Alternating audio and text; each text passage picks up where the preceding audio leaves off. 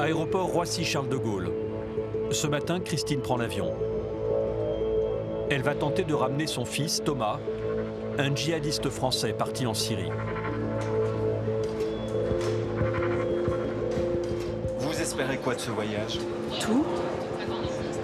Tout. Retrouver la trace de mon fils. Voilà. Avec les nombreuses défaites de l'État islamique, Christine espère que son fils est parmi les déserteurs. Ce que l'on appelle les revenants de Daesh.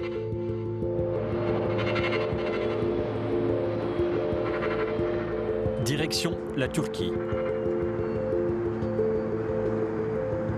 J'ai très peur de ce que je vais découvrir. Ouais, c'est une multitude de sentiments, très variés, très difficiles à gérer.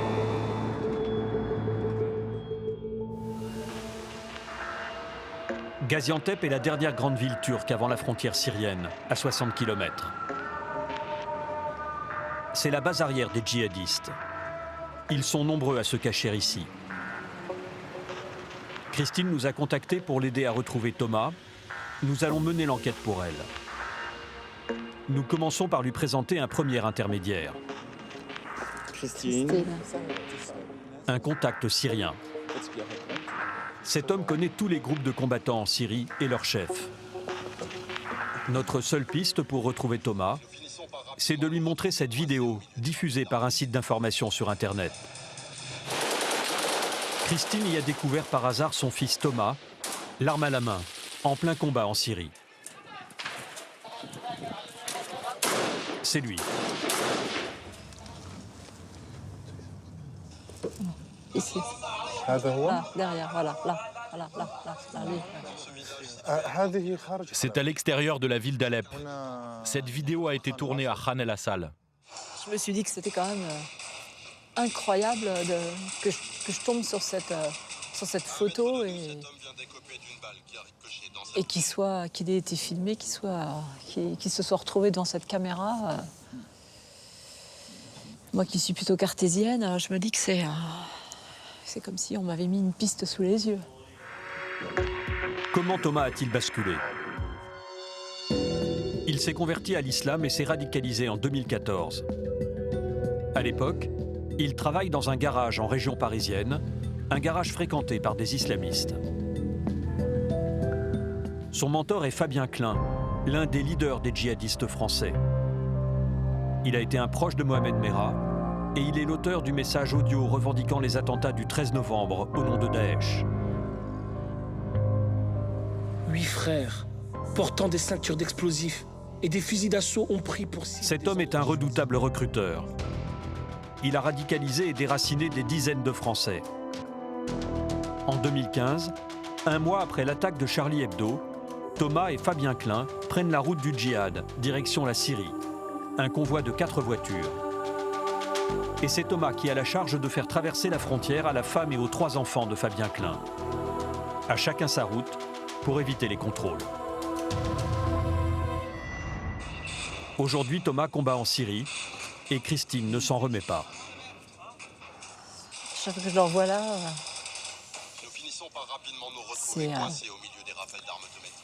c'est pour le moins incroyable. Je suis sûre que c'est lui, mais j'ai tellement l'impression que c'est irréel. C'est choquant, très très choquant. La première fois que j'ai vu ça, j'avoue que j'ai mis quelques mois avant de m'en remettre. Vous pensez que vous allez pouvoir nous aider à retrouver Thomas? Vous savez, en Syrie, il y a plusieurs factions de combattants contre Bachar el-Assad. Ils ne sont pas tous en lien les uns avec les autres. Je vais contacter mes amis à l'intérieur de la Syrie. Je vais leur envoyer cette vidéo et on va essayer de retrouver la trace de ce groupe. Comme Christine, près d'1 millier de mères françaises espèrent voir leur enfant rentrer du djihad. Parviendra-t-elle à le ramener en France? Depuis 2 ans, l'État islamique perd des batailles et du terrain en Irak et en Syrie. Certains djihadistes européens ont été éliminés par des frappes ciblées. Mais où sont passés les autres? Daesh a perdu 30% de son territoire. Mossoul, la capitale de l'État islamique en Irak, est en train de tomber. Pour les djihadistes français et européens, l'heure est à la désillusion. Il y a encore quelques mois, ils brûlaient leur passeport. Et venez avec nous, venez nous rejoindre. Ils menaçaient la France. Ceci est un message pour tous les habitants de la France. Sachez que les soldats de Dawla Islamiyya se sont déployés partout. Et le cauchemar ne fait que commencer. Certains sont passés à l'acte, comme Abdelhamid Abaoud, le chef des commandos du 13 novembre. Aujourd'hui, 232 Français seraient morts en Syrie et en Irak. 700 hommes seraient encore sur place, mais combien ont prévu de rentrer? Et pourquoi faire? Nous avons retrouvé certains d'entre eux. Je m'appelle Abou Arsi, je suis de France, de la ville de Marseille. Je regrette d'être venu à l'État islamique. 290 femmes françaises sont aussi en zone irako-syrienne, avec près de 500 enfants. Désabusées ou veuves, elles fuient souvent un nouveau mariage forcé, comme Mariam, originaire du sud de la France. Je suis française. J'étais à Raqqa chez Daesh. Beaucoup de ces djihadistes se disent repentis. Mais peut-on leur faire confiance? Arrête de te moquer de moi. On sait des choses sur toi. Parle-moi franchement. Allez, parle. Qui t'a entraîné? En France, les autorités craignent que ces revenants clandestins commettent des attentats. Quant à ceux qui veulent négocier officiellement leur retour, on ne leur facilite pas la tâche. Aujourd'hui, on ne peut pas dire qu'il y ait un particulier empressement des autorités françaises de permettre le retour de ceux qui sont sur zone. Ces djihadistes français représentent-ils une menace? Leurs camarades de combat ont accepté de nous répondre. Ce ne sont pas des repentis. Ils sont envoyés en mission dans leur pays d'origine pour commettre un attentat et pour mourir en martyrs. Français et djihadistes, nous avons remonté la piste de ceux qui sont aujourd'hui prêts à tout pour rejoindre notre pays.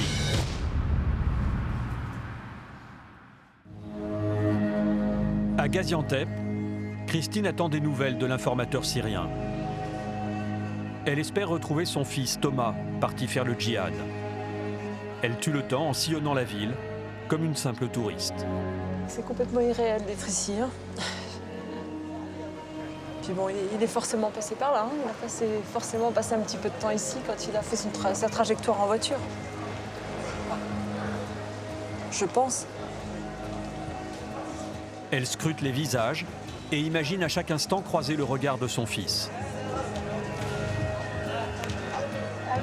Il peut avoir un déclic, il peut avoir changé d'état d'esprit. Sait-on jamais, compte tenu de la situation en ce moment en Syrie, de Bachar qui reprend le pouvoir dans son pays, passer la frontière syrienne, quitter le combat, oui. Je garde ça quand même à l'esprit. Ce serait tellement extraordinaire de le voir ici.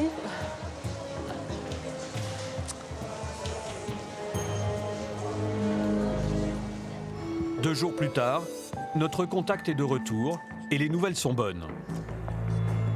Il aurait retrouvé le groupe de Thomas. Son chef de guerre s'appelle Abou Mohamed. C'est un djihadiste proche d'Al-Qaïda. Il a 6000 hommes sous ses ordres. Il est redouté et l'armée américaine a essayé de l'assassiner sans jamais y parvenir. Abou Mohamed a accepté une conversation téléphonique.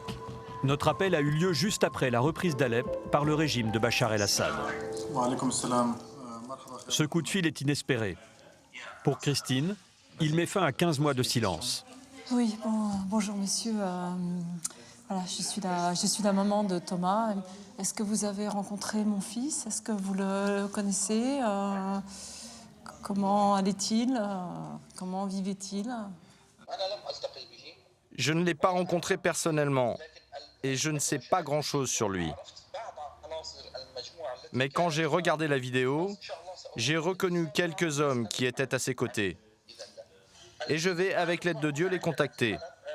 La situation est difficile ici à Alep. Il me faut 24 à 48 heures pour y arriver. Thomas est un frère qui est venu nous aider dans notre combat en Syrie. Je vais tout faire pour le retrouver et vous aider. Merci, merci, merci, vraiment merci. Merci beaucoup. Pour Christine, ces mots d'un djihadiste résonnent comme une lueur d'espoir. Dans quelques jours, elle aura plus de nouvelles. Christine a souhaité se rapprocher de la frontière syrienne. Elle va découvrir pour la première fois la terre qui la prive de son fils. Christine, tu vois les trucs blancs là-bas, c'est les camps de réfugiés syriens. D'accord. Nous ne sommes qu'à quelques centaines de mètres de la Syrie.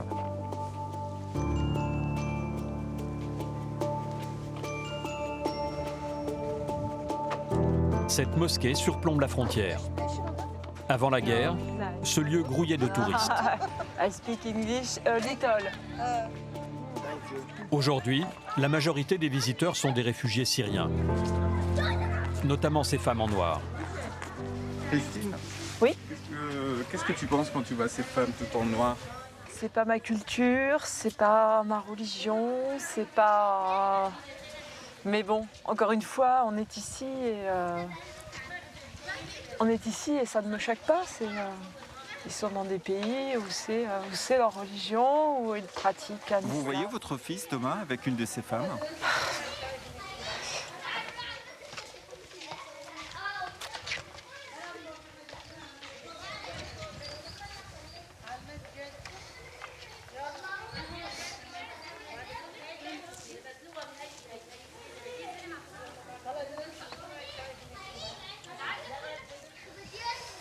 Ça ressemble à la préhistoire, l'avidissement de la femme.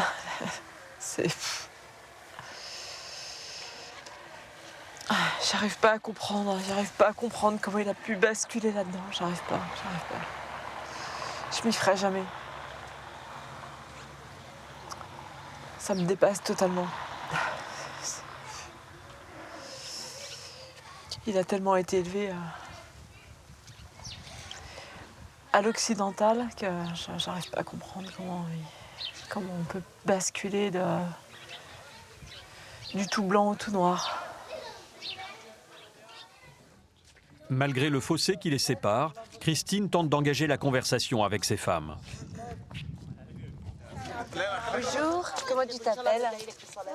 À la frontière syrienne, il est difficile de faire la différence entre les pros et les anti-djihadistes. Mais elle pense que ces femmes peuvent l'éclairer sur la vie que mène Thomas en Syrie. Vous êtes syrienne? Elle recherche son fils, Thomas, qui est en Syrie pour le djihad. Elle veut savoir comment il vit là-bas. Nous aussi, nous avons perdu des hommes et des enfants en Syrie. C'est triste. Elle a envie de vous montrer la photo de Thomas, son fils. Ah, il est beau grâce à Dieu. Il n'y a pas de différence entre nous. Il est très beau. Je le prends en photo. Elle va le mettre sur son Facebook pour l'envoyer en Syrie. Très bien, merci beaucoup. Aux portes de la guerre, ces mères partagent la même souffrance. Merci. Tu es la bienvenue chez nous. C'est gentil, merci. La douleur ne s'arrête pas à un territoire ou à une religion.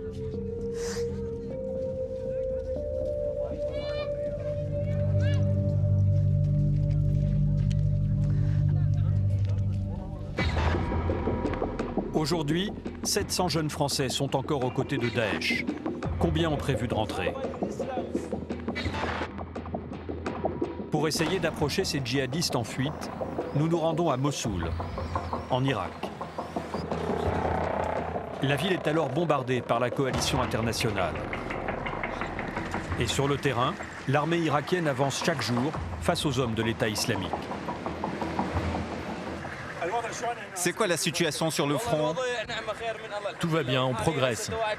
On va combattre Daesh jusqu'à réussir à les jeter hors de l'Irak. Nous voulons rejoindre la ligne de front pour voir comment l'armée irakienne gère les populations tout juste libérées. Fais gaffe au sniper. Certains terroristes arrivent-ils à se fondre parmi les réfugiés qui fuient en zone libre? Dès qu'on libère un quartier, on le laisse à la police fédérale. C'est elle qui le fouille. Elle le sécurise et nous, on avance. À quelques centaines de mètres de la ligne de front, seules les armes ont la parole.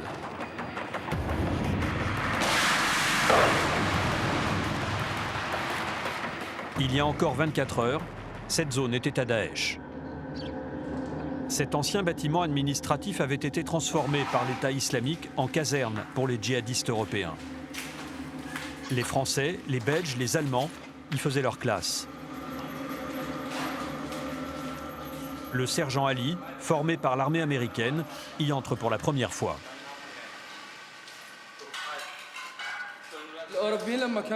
Les Européens étaient ici, c'était leur QG. Ils essayaient de ne pas trop attirer l'attention des habitants de la ville. C'est un centre d'entraînement pour eux. Ils apprenaient aussi l'arabe pour pouvoir passer inaperçus dans ce pays. Pas de chambre individuelle, mais des dortoirs avec des lits superposés. C'est peut-être ici que les terroristes qui ont frappé Paris et Bruxelles ont appris à manier les armes. Regardez, c'est spécialement conçu pour les snipers. Ils apprenaient à tirer et à atteindre leur cible. C'est une méthode militaire pour les tireurs d'élite. Grâce à Dieu, nos hommes sont passés à travers. Le camp disposait aussi de cachots installés dans d'anciennes douches. Ils en avaient fait leur prison. Sur ces barres en fer, ils ligotaient les djihadistes et les enfants du califat qui ne suivaient pas les règles ou qui étaient indisciplinés. L'aviation irakienne a bombardé le site la veille. La plupart des djihadistes ont réussi à quitter les lieux.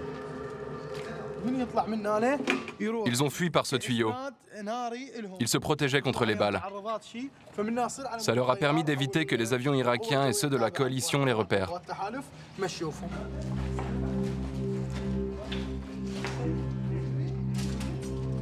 À l'extérieur, certains ont été abattus en tentant de se replier.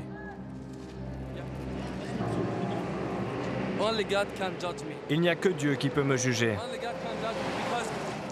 Il n'y a que Dieu qui peut me juger car je suis un homme. J'appartiens à Dieu, à rien d'autre. Ni religion, ni couleur de peau, rien. Je suis un homme, c'est tout. Dans ce quartier à peine libéré, les rares habitants restés sur place hésitent encore à parler librement. Tu as croisé des Européens dans le quartier? Oui, 4 ou 5 habitaient ici. Tu connais leurs noms? Non, mais ils s'appelaient entre eux Abou Ehoira, Abou Othman, des noms comme ça. Comment ils se comportaient avec les habitants du quartier? Quand ils passaient, nous les jeunes du quartier, on leur disait bonjour. On leur serrait la main pour éviter les problèmes.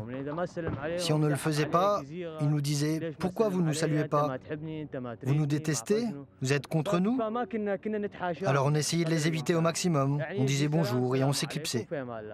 On rentrait vite fait chez nous. Depuis le début des combats entre les djihadistes et l'armée, 250 000 habitants de Mossoul ont pris le chemin de l'exode. Bienvenue! Que Dieu vous garde! Ils sont bloqués ici. C'est un point de contrôle des services de renseignement de l'armée irakienne.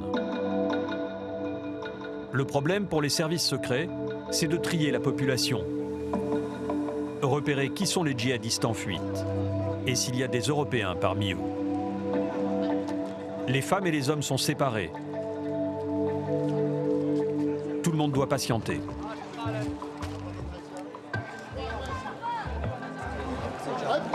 J'en ai marre de voir ta tête. Allez, va au fond. Je te l'ai dit, je veux plus te voir. Dégage! Accroupis, le ventre vide, ils doivent attendre l'autorisation des services de renseignement irakiens pour quitter les lieux. Daesh m'a tiré dessus quand j'ai essayé de fuir. J'entendais les balles siffler au-dessus de ma tête. Mais heureusement, ils m'ont raté. Ils nous considèrent comme des mécréants. C'est grâce à un listing secret que l'armée essaye de débusquer les djihadistes en fuite. L'officier qui dirige le checkpoint et confiant dans l'efficacité de ses renseignements. On a des espions au sein de Daesh, mais aussi dans les zones libérées. Ils nous donnent des infos, et ici on les attrape comme des mouches. Ils essaient de nous tromper, mais on est plus malin qu'eux. Malgré ce discours rassurant, curieusement, pour les services de sécurité irakiens, les femmes ne présentent aucun danger. Seuls les hommes sont suspects. J'attends qu'ils me rendent ma carte d'identité pour que je puisse monter dans un camion. Il vérifie si tu es un djihadiste? Oui, si tu en es un, tu es foutu. Sinon, tu peux franchir cette étape. Ce jour-là, 3 djihadistes sont interpellés, mais nous ne sommes pas autorisés à les filmer. Je peux avoir ma carte? Non, pas ici. Tu verras après.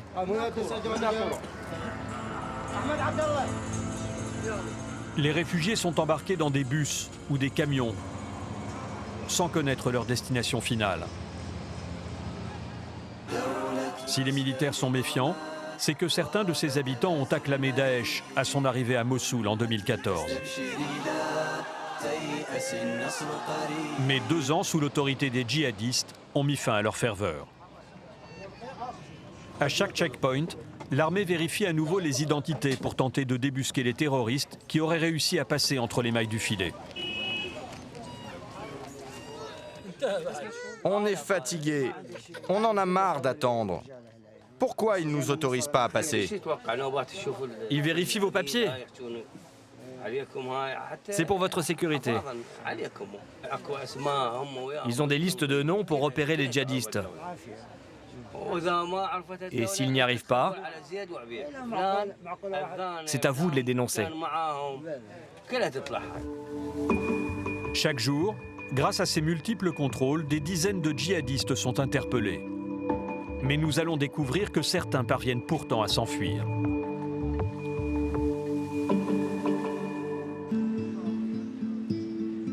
Retour à Gaziantep avec Christine. Va-t-elle retrouver Thomas, son fils parti faire le djihad en Syrie? Est-ce la fin de son calvaire? Après quelques jours d'attente, Abou Mohamed, le chef de guerre, a tenu parole. Il a ordonné à un de ses hommes de nous rencontrer en Turquie. Nous sommes sur la route. Ok, je vous attends. Thomas est-il encore en vie? Va-t-il accepter de rompre le silence? Et ça fait drôle, voir rencontrer quelqu'un qui a combattu dans ce groupe-là. Même s'il ne connaît pas personnellement Thomas, rien que de savoir qu'ils étaient au même endroit, ils ont certainement dû partager des choses quand même, je ne sais pas. Et pour moi, c'est une piste là, c'est quelqu'un qui est important. J'y mets beaucoup d'espoir en tout cas. C'est cet homme qui détient la réponse. Le rendez-vous est fixé à l'abri des regards dans un appartement en plein centre-ville. Christine se retrouve aux côtés d'un djihadiste qui vient de quitter les combats.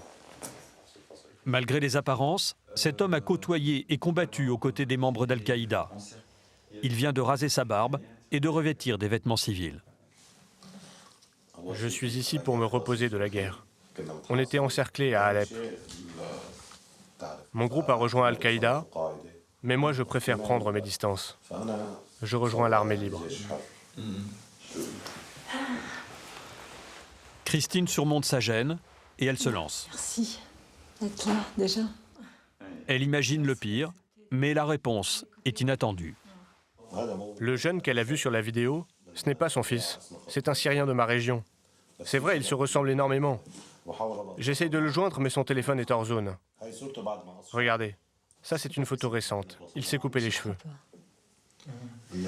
C'est pas possible, non, c'est pas possible. Je te dis que c'est mon fils, ça. Non. Non. Non. Non. Non. Christine refuse d'y croire. C'est pas possible. Regardez, il est là. Mais c'est pas possible, mais c'est lui. Remets en arrière le film, s'il te plaît. C'est pas possible, j'arrive pas à y croire.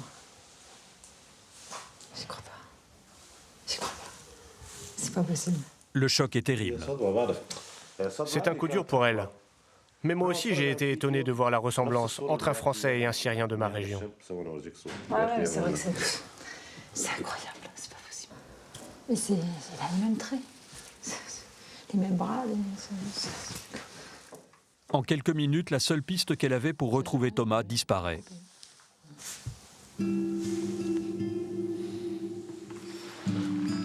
Christine réalise que pour l'instant, sa quête n'a plus d'espoir d'aboutir.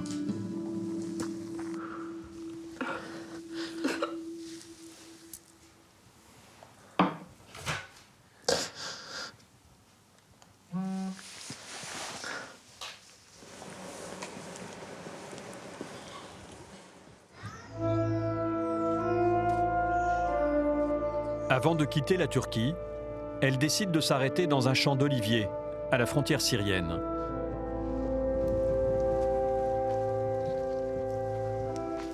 Les arbres, c'est ce qui est enraciné dans la terre. Pour moi, c'est une signification.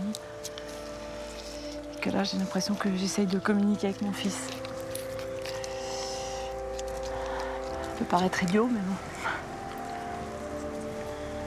J'ai envie de lui dire que j'aimerais bien le trouver, que je le cherche. Que je voudrais pouvoir lui dire ne serait-ce que quelques mots. Lui dire que je l'aime et qu'il me manque. J'aimerais qu'il sache que je suis là.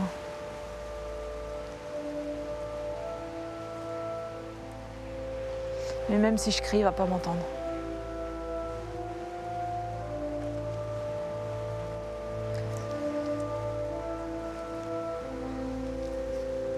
Il est là, juste en face. Ne sachant pas si elle aura l'occasion de revoir Thomas un jour, elle lui dit adieu, symboliquement.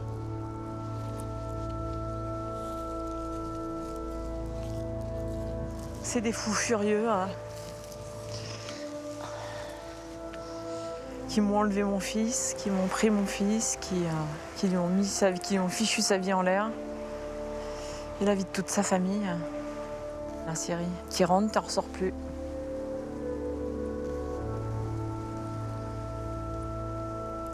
Le piège se referme. Daesh ne laisse pas partir ses combattants. Ceux qui tentent de fuir sont abattus par des snipers ou emprisonnés.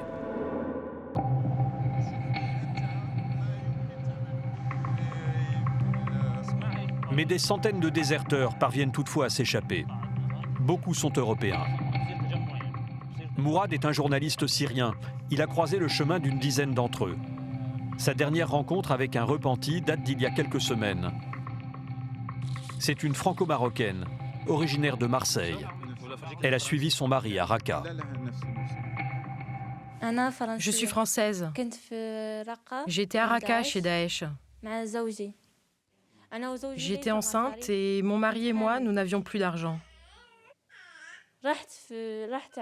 On est allé voir les hommes de Daesh pour leur demander de l'aide. Ils nous ont dit « on n'a plus rien à vous donner ». À la mort de son mari, Mariam dit avoir découvert le vrai visage des combattants de Daesh. Elle est alors promise à un émir. Mon mari est mort à Manbij. Il combattait les Kurdes.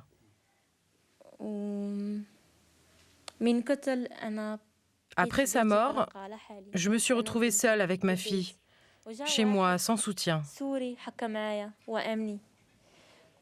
Un Syrien est arrivé et m'a dit « J'ai une bonne nouvelle. Amin, notre émir, va t'épouser. Fais-toi belle et prépare-toi. » J'ai répondu « J'en veux pas. » Il m'a dit « Tu vas le faire, que tu le veuilles ou non. » Mariam décide de fuir. Elle est battue et jetée en prison. À sa troisième tentative d'évasion, elle réussit à quitter ses geôliers. J'ai contacté ma mère. Je lui ai demandé de venir en Turquie et de me trouver une solution. On m'a battue et jetée en prison. Il me disait « Pourquoi tu vas aller en Turquie ? Les Turcs sont des mécréants. Il y avait avec moi beaucoup de femmes en prison. Et toutes voulaient fuir en Turquie. Il y avait une Marocaine, une Turque, une Américaine. Finalement, j'ai réussi à contacter un passeur qui m'a aidé à fuir et à rejoindre la ville d'Azaz. Je me suis cachée dans un camp de réfugiés et j'ai été repérée par un combattant de l'armée libre syrienne. Il m'a demandé d'où j'étais, j'ai répondu « Je suis française et je viens de fuir Daesh. Et j'attends un passeur pour m'aider à traverser la frontière vers la Turquie. » Au passage de frontière, Mariam est arrêtée par les autorités turques qui la livrent au service de renseignement français. Elle serait aujourd'hui incarcérée en France. Pour Mourad, si de nombreux djihadistes fuient Daesh, c'est bien sûr à cause de la guerre, mais aussi parce que leurs conditions de vie sur place se sont beaucoup dégradées. Les djihadistes étrangers qui viennent de France, d'Amérique ou des pays développés avaient un salaire de 800 $ par mois. Si chez vous en Europe, cette somme ne signifie pas grand-chose, en Syrie, avec ça, tu es le roi du monde. Sauf qu'aujourd'hui, les djihadistes ne touchent plus que 50 $ par mois. Et là, ils ne peuvent plus vivre décemment avec. En plus, les étrangers servaient surtout à la communication de Daesh, pour attirer d'autres étrangers, alors que maintenant, il leur file une arme et il les envoie à la mort. Comment s'organisent les djihadistes français pour quitter le territoire de Daesh? Qui les aide à s'échapper? Pour répondre à ces questions, il faut traverser la frontière turque, direction la Syrie et la ville d'Azaz. Nous avons rencontré Abou Rifat. Il est l'un des dirigeants de l'armée libre syrienne dans la région. Nous nous dirigeons vers la ville d'Azaz. Elle est proche du poste frontière turc. Abou Rifat est l'un de ceux qui organisent la fuite des djihadistes depuis Raqqa. La plupart des déserteurs arrivent sur son territoire affamés et exténués, mais aussi endettés auprès d'un passeur. Ils sont tous regroupés ici, à Azaz. Abou Rifat nous autorise à rencontrer l'un d'entre eux. Son lieu de détention est tenu secret. Comme ça. Ce djihadiste est enfermé dans une maison appartenant à son passeur. Il attend que quelqu'un paye sa rançon. Je m'appelle Abou. Je suis de France, de la ville de Marseille. Je regrette d'être venu sur l'État islamique. Ça a été la plus grande erreur de ma vie, d'être venu ici, d'avoir quitté ma famille en France, mes parents, mes sœurs, car j'ai entraîné ma femme et c'est la plus grosse erreur de ma vie. Si je pouvais revenir en arrière et recommencer et prendre la décision de ne pas venir et d'être resté en France, je l'aurais fait. En fait, ils vendent du rêve, c'est que du mensonge et malheureusement, on se rend compte une fois qu'on est là. Maintenant, ce que je veux, c'est partir de là, sortir de Syrie et revoir la vie que j'avais en France. Il déclare n'avoir aucun lien avec les attentats commis en Europe.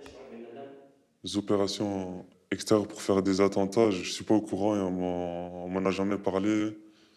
On m'a jamais proposé. Et je ne sais pas ce qu'il en est, qui dirige ça et qui décide qui va et ou qui accepte. Peux-tu nous dire qui étaient tes chefs? Des Irakiens, des Syriens ou des Européens? Alors, ceux qui commandent, ceux qui sont le plus haut placés, ce sont les Syriens et les Irakiens. Ce ne sont pas les Mouhajirines. Comme cet homme, il y aurait 1000 djihadistes étrangers retenus à Azaz. Pour les libérer, leurs passeurs réclament à leur famille ou à leur ambassade une somme qui avoisinerait les 15 000 €. Les Français doivent aussi obtenir le feu vert des services de renseignement pour regagner la France. Le nombre de djihadistes qui fuient Daesh augmente chaque jour, et c'est surtout des étrangers. Ce sont nos hommes infiltrés chez Daesh qui les aident. Arrivés ici, les Européens découvrent que leur pays ne veulent pas d'eux. Ils les considèrent comme des bombes humaines. Ils sont bloqués chez nous et c'est un fardeau pour l'armée libre. Selon nos contacts en Syrie, les autorités françaises récupéreraient en priorité les djihadistes suspectés d'être en lien avec les attentats commis en France. À la différence des Européens, les déserteurs de nationalité syrienne paient 10 fois moins. Ils arrivent à se fondre dans la masse des réfugiés et vivent dans la clandestinité en Turquie. Nous avons rendez-vous avec l'un d'entre eux. Il y a à peine 3 semaines, il combattait encore à Raqqa. Pour lui, la repentance des djihadistes occidentaux est un leurre. J'ai jeté toutes mes affaires. Je n'ai gardé que mes habits. Les gens qui fuient Daesh, ils se rasent la barbe. Mais moi, j'ai gardé une barbe longue. Je ne voulais pas que Daesh pense que j'allais les quitter. Et combien tu as payé pour fuir de Raqqa jusqu'ici en Turquie? Chaque personne paye 1 000 $. Moi, si j'avais les moyens, j'irais jusqu'en Europe. Je ne resterai pas ici. L'homme accuse ses ex-compagnons de djihad. Ce ne sont pas des repentis. En fait, ils ont une mission bien précise. Ils sont envoyés pour commettre des attentats dans leur propre pays. Ils sont censés mourir en martyrs. Commettre des attentats et mourir. Une déclaration effrayante. Mais que vaut la parole d'un ancien djihadiste? Retour à Mossoul, en Irak. Depuis le début de notre tournage, l'armée a encore gagné du terrain. Les djihadistes se sont repliés dans la vieille ville, inaccessible aux blindés. Ne passe ni à droite ni à gauche. On va en face. Les djihadistes étrangers vont-ils résister ou mourir ici? Fais gaffe à ta tête. Sur la ligne de front, les militaires épuisés par les combats sont à cran. Allez, on se regroupe. On marche l'un derrière l'autre. Allez, suivez-moi.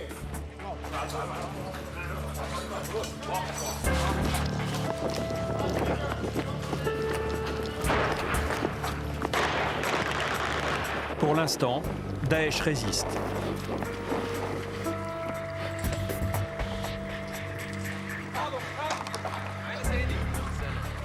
Au bout de la course, une poignée d'hommes en armes. Nous sommes sur la ligne de front. Ce matin, les combats étaient vraiment violents. Notre unité a réussi à faire fuir Daesh. On a mis la main sur 2 bâtiments. Celui-ci et un hôtel qui est juste à côté. Ce bâtiment, c'est le musée de Mossoul. Venez, suivez-moi.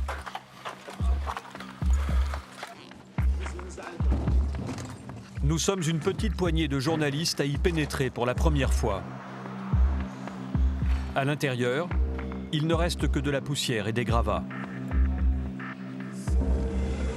Souvenez-vous, la vidéo de propagande de Daesh diffusée sur le net, montrant des djihadistes en train de saccager les vestiges du passé. C'était ici.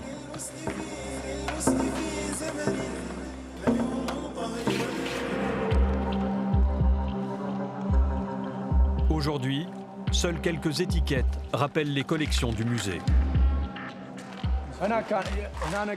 C'est un des murs que l'on voit sur la vidéo de Daesh diffusée sur Internet. Regardez ce qu'ils ont fait de ce lieu.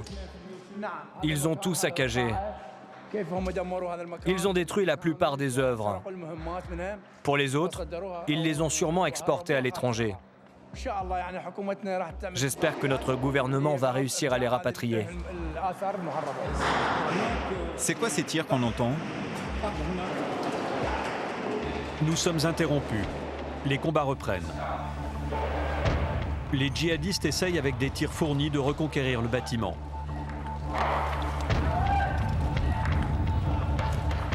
Nous sommes priés de quitter rapidement les lieux. Si vous restez là, vous avez 90% de chances de mourir. Allez, on dégage! Fais-les partir. Nous partons en laissant derrière nous des combattants qui n'ont pas l'intention de céder le moindre bout de terrain. Mais alors que nous pensons être hors de portée des balles... Drone! Il y a un drone! Un drone de Daesh nous survole.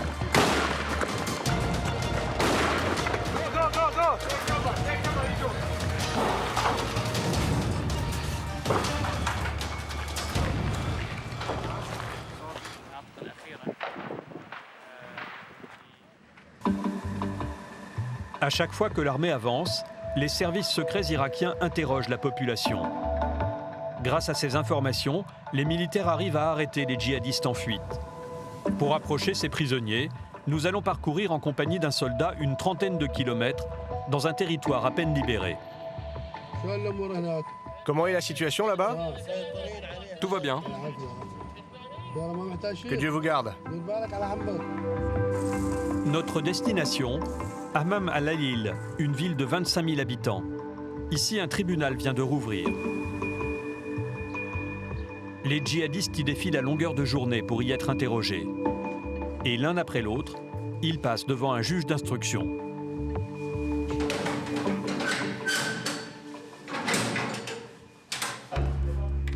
Voici l'un d'entre eux. C'est un Irakien de 27 ans. Il est soupçonné d'être un espion de Daesh. Tu es devant le tribunal de Hammam al-Alil. Il a été arrêté dans son village natal, où il avait trouvé refuge. Tu as un avocat? Non. Voilà. Lui sera ton avocat. Il va te défendre. Ce sont des hommes comme lui qui servent de relais aux djihadistes en fuite.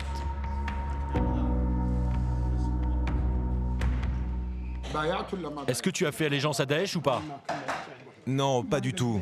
Au début, je les ai rejoints juste pour apprendre un peu plus sur l'islam. Je voulais juste approfondir mes notions de l'islam. Tu as fait ça en 2016. En 2016, tout le monde était au courant des crimes et des horreurs que Daesh faisait. On savait tous qui ils étaient. Pour éviter la peine de mort, le djihadiste minimise son rôle. Arrête de te moquer de moi. On sait des choses sur toi. Parle-moi franchement. Tu les as fréquentés, tu as étudié dans leur mosquée. Donne-moi le nom de leurs responsables. Allez, parle. Qui t'a entraîné? Je vous assure, je n'ai pas fait allégeance. Maintenant, je voudrais juste reprendre mes études et reprendre ma vie.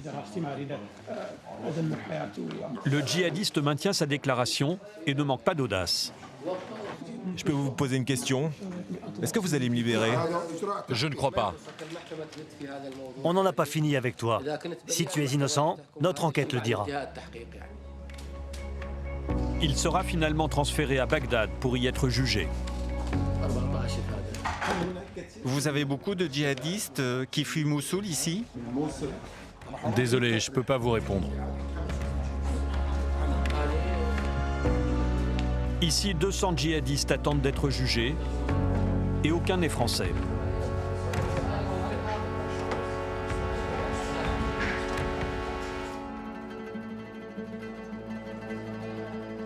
Avant de quitter l'Irak, nous retournons vers les rescapés de Mossoul. Ils sont aux portes d'un camp de réfugiés. C'est ici qu'ils retrouvent leur identité. Tu es heureux? Oui, je le suis.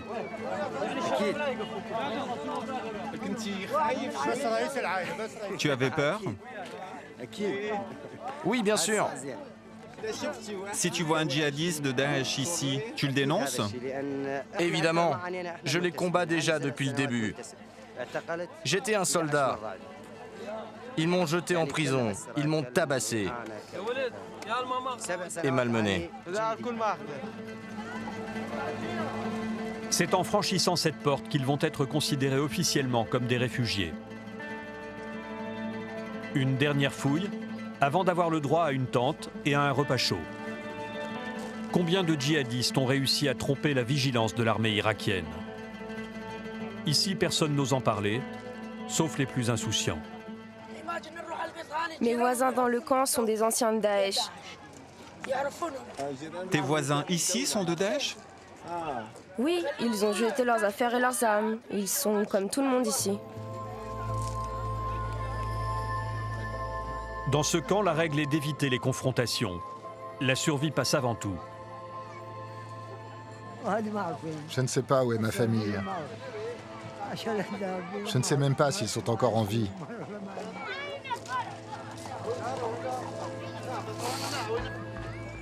Pourquoi tout ça? Moi j'ai 80 ans. J'ai jamais fait de mal à personne. Pourquoi tout ça? Ils n'ont pas peur de Dieu.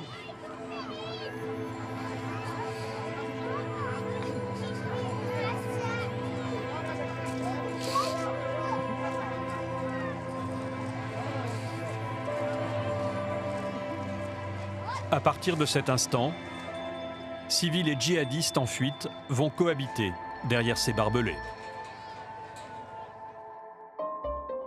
Comme les Français que nous avons rencontrés à Azaz, de plus en plus de djihadistes choisissent de déserter. Ils sont 200 à avoir réussi à atteindre la France. Systématiquement, la République les place en détention provisoire et les juge. La majorité des cas sont traités à Paris par le tribunal de grande instance. Aujourd'hui se tient le procès d'un homme, Thierry Valorus. Souvenez-vous, en octobre 2014, un journaliste d'enquête exclusive l'avait côtoyé en infiltrant un groupe de jeunes radicalisés. À cette époque, tout commence dans un parc public de la capitale. À côté des enfants qui jouent dans un bac à sable, des hommes barbus s'entraînent au combat.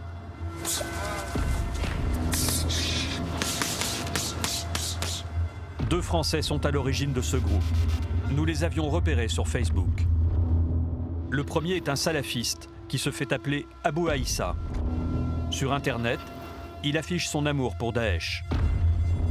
Le second, d'origine antillaise, c'est Thierry Valorus, aujourd'hui de retour. Il se faisait appeler Abou Abdelmalik. Les membres de ce groupe se préparaient sous nos yeux à partir en Syrie. Lui, c'est en Afghanistan, tu vois. Et franchement, les meilleurs moudjahid sont en Afghanistan pour moi. Ouais. Les meilleurs, eux, c'est la. Ouais, ou Cham. Et des fois, on va faire la Cham. Des fois, il connais des fois qu'ils vont passer en voiture. Ouais. Et une fois, ça part sur la voiture. Ouais. Ah, ok, du moment que tu continues en voiture, tu partes en Tunisie. Ouais. Hein? Ouais, quand tu mets Tunisie, c'est cramé après. Il y a beaucoup de Tunisiens qui partent. Non, mais genre tu passes de la Libye, hein? Après là-bas, tu sais, même à l'aéroport, en Libye, hein? C'est des frères c'est un trafic. Hein? Ah, mais pourquoi je vais partir jusqu'à la Libye après ou pas? Moi, je vais partir direct, frère. Toi, tu voudrais partir quand? Non, je sais pas, toi, mais je m'aurais bien partir.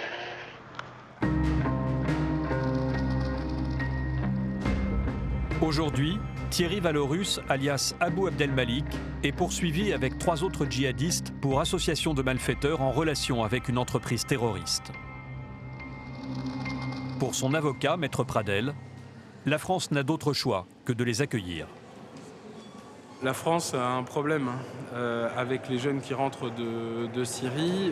La France ne peut pas les repousser, ne serait-ce que parce que dans l'écrasante majorité des cas que nous constatons, ces jeunes qui partent et qui reviennent sont français et seulement français. Donc la France est leur pays et c'est un des devoirs de la France que de recueillir les personnes qui sont ses ressortissants, qu'elles aient commis des infractions ou non. Abou Abdelmalik fait partie de ceux qui se déclarent repentis. Il a été arrêté en Turquie après avoir passé moins d'1 mois en Syrie. Il l'explique en disant qu'il a vécu la situation du peuple syrien comme une véritable injustice. Il explique qu'il a constaté l'inertie et l'absence de volonté de la communauté internationale à intervenir. À partir de ce moment-là, la résolution qui a germé en lui d'y aller, alors pour aider, étant précisé que pour lui, aider, ça pouvait vouloir dire aller combattre. Ça pouvait vouloir dire prendre les armes pour défendre des personnes qui lui semblaient être dans la difficulté. Abou Abdelmalik a été condamné à 7 ans de prison. Il aurait notamment fréquenté lors de son séjour en Syrie l'un des bourreaux de Daesh. En même temps que ces jugements, les autorités doivent relever un nouveau défi, anticiper le coup d'après. Que faire de ces Français, anciens djihadistes, quand ils auront purgé leur peine ?